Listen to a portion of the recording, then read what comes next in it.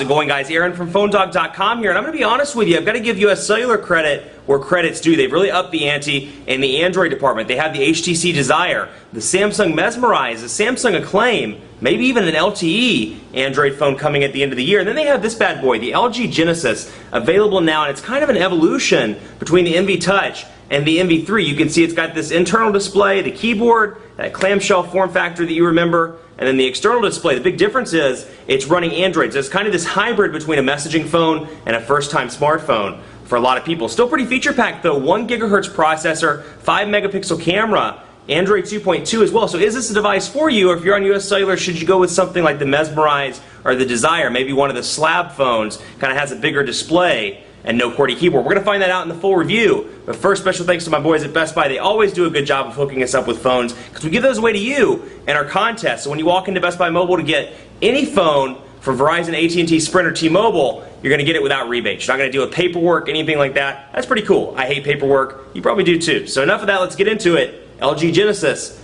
Is this a phone for you? Should you go with something else? Let's go check it out. It's a smartphone that really has a feature phone-like feel, and I'm actually going to see if I can make it all the way through this review because the battery is at 10%. Here it is. The LG Genesis is available at US Cellular. The prices have changed recently, so I'm not quite sure of the 2-year price, but it should be sub $100 if I remember right. But it's a pretty well-spec'd device, but it's going to be a hybrid between the Envy Touch and the Envy 3 and an Android smartphone. So it's a little bit odd to play with. It's kind of funny. It's one of those, it definitely has a look and feel of a feature phone. Then you turn it over and you're like, hey, wait a second. This has Android. So it's running Android 2.2, but it's pretty well spec'd. 1 gigahertz processor, single core by all means, but still 1 gigahertz. 5 megapixel camera on the back. It's running Android 2.2, and it has 2 displays. It has the external display and then the internal display as well. Nice physical QWERTY keyboard that's 5 rows, dedicated send and end buttons, and of course all your dedicated buttons over here. So it's pretty, pretty equipped. It's just one of those ones you can't get it out of your head that when you look at something like that versus, a smartphone, an actual, slab-looking smartphone, this just emits a feel of a feature phone. That said, a lot of people may like that, so that's something, to keep in mind. This, for somebody that's coming from Envy Touch, kind of wants that similar form factor, perhaps coming from Verizon or coming from, even US Cellular, that's with a device that's similar to this. This may be the perfect device for them. So you can see Android start. Now it's running kind of a custom build of Android. It's got some LG elements to it. You can see the applications drawer down here. You have shortcuts to phone, contacts, messaging, and then browser. But then you have your menu down here as well. And then at any point I can open it up and continue where I left off on that display as well. So you can see out of the box, you don't get a lot of US Cellular pre-installed applications. You get City ID, you get Home Selector, which is an LG thing, My Contacts Backup, Twitter for LG, and then you get Your Navigator, which is kind of their telenav variant, if you will, and that's about it. So you don't get a whole lot, like I said, of US Cellular pre-installed stuff. You'll see some differences in terms of how it looks. Like let's go in here, for example, and see contacts. You can see kind of a stock Android look here, but you can see some LG customizations with the History tab, for example. That's not something that comes on stock Android 2.2. You flip over to History pretty easily, and I don't want to call Billy Bob because we just talked a couple days ago. And you can see here of the notifications bar, for example, the ability to turn the sound off, to activate Wi-Fi, Bluetooth, GPS, and airplane mode. So there are some minor customizations, but it's not the full-blown build of LG's custom UI that we're familiar with from like the Optimus 3D and the LG Revolution. So of course you have Tone Room Deluxe as well. How could I forget that? But again, not a lot of US Cellular pre-installed applications. So it's not bad at all. And actually this one, I was doing a test earlier on another device, and we'll go ahead and delete that thread so we'll start fresh. But you can see a little bit of lag there when you go into messaging.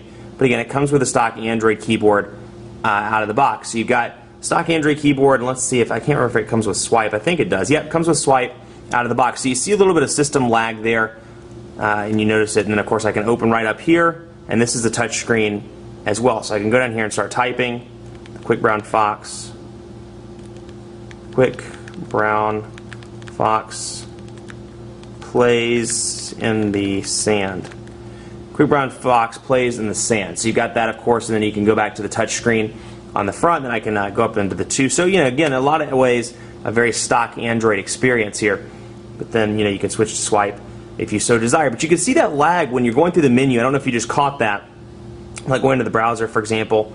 It's not bad. So it's very iffy and kind of erratic in terms of the lag. So it's something we kind of saw with the LG Ally on Verizon, and that variant that came to US Cellular. Excuse me, again, just kind of random lag there. But you have your 3.5mm headphone jack over here, a micro USB charging port, which is covered by a neat little flap here that kind of preserves the design.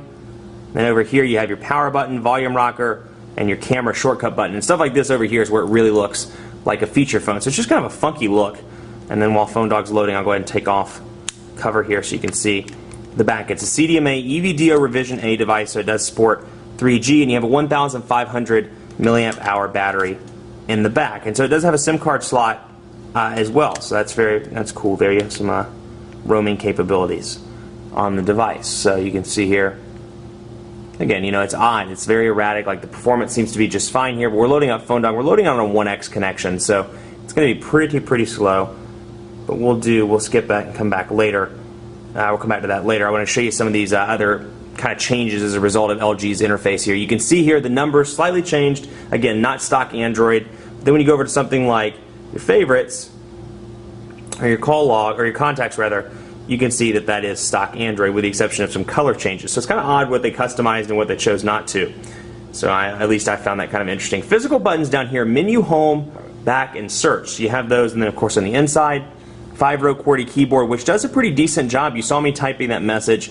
The keys are spaced. Well, I mean, they're not island keys. They're spaced, or they're together rather. But you have 5 rows with a dedicated number pad, and then a dedicated row down here for your space bar and the commonly used symbols. And then over here you have more physical buttons, which you can access the menu, things like that from the screen. And then messaging shortcut, web shortcut, and send and end, and of course a nice little D-pad over here. So you can see menu, and again, this is a touch screen, so I can go in here into settings, for example, and scroll up and down and around through this, and we'll not go into battery use, so I don't mean to do that. Let's go back. I wanted to show you, I was going to see if I can find it. Yeah, there we go. 2.2.2 is what version this comes with out of the box. So let's go into, let's see if we can go back into, actually I can kick it on Wi-Fi. That might be, I hate to do that, but I'm not in a native US Cellular coverage area, so don't, really take these, please want, yeah, I know that. Don't take these network speeds to heart. I'm roaming on Verizon right now, so I'm roaming on 1X. And let me throw in my password here. And we'll load that up so we can get that page loaded a little bit faster and not spend as much time doing that in the video. So Wi-Fi is loading up right now, and I hope we can make it through. We have to charge it. Worst case scenario, we'll plug it in. We'll start over again. So we're going to load up PhoneDog.com here. And it's going to load up pretty quickly this time around. Of course, like I said, you have the touch screen here, so you can do some pinch to zoom stuff over here in the main screen. It's a little awkward, though, because of this lip. Very awkward to do pinch to zoom on that one. So usually, when I've been working with it, I've been doing it out here. So again, page is still loading, so this isn't really inaccurate. Let's wait for it to finish up. But you can see the page loaded pretty quickly on Wi-Fi. And again, kind of a smaller display. Let's see if we can get it into landscape mode there, so you can see the differences on this device. So we'll load it up. Okay, let's see here. Here we go. So you can see pinch to zoom a little laggy there, and in comparison to something like the other devices the Carrier has, the Desire, the Mesmerize, it's going to be a little bit of laggy here. This is going to be for somebody that really wants that physical keyboard, perhaps somebody that's migrating up from a feature phone and wants to kind of preserve that familiarity, with the in terms of design, but wants something that's a little bit more powerful. This is probably going to be their device. So let's go ahead and load up the camera while I'm thinking about it. We'll do that. The battery cannot be enough to run the camera. That doesn't even make sense. The battery cannot be enough to run the camera. We'll unplug that in right now. Okay, we're plugged in and charged, so let's try running the camera again here. And you can see a custom LG interface here. This is not the stock Android look in the camera. But again, 5-megapixel camera with some editing options. You have the ability to change the white balance, add a flash, change the scene, and go into settings and see scene mode, ISO, white balance, color effect. So you get a couple of different options. This obviously is not going to go head-to-head at all with the iPhone 4, with the MyTouch 4G Slide, or any of these devices that are known for having good cameras. So let's see, we'll take the Wi-Fi S down here, for example. We'll take a picture of it. And that didn't really focus in well at all. Let's try another one. New. There we go, that's a little better.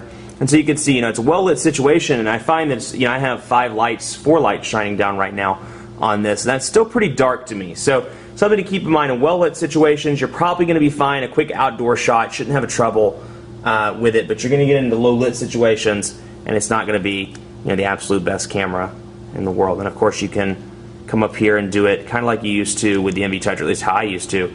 That physical button over here, and then you can come in like this. And did I say there was no physical button? I apologize. Of course there is. And then you can come in and take it like that over there. So you can use either of the displays, but this was always my preference, kind of holding it like this, and then doing it like that and taking the picture.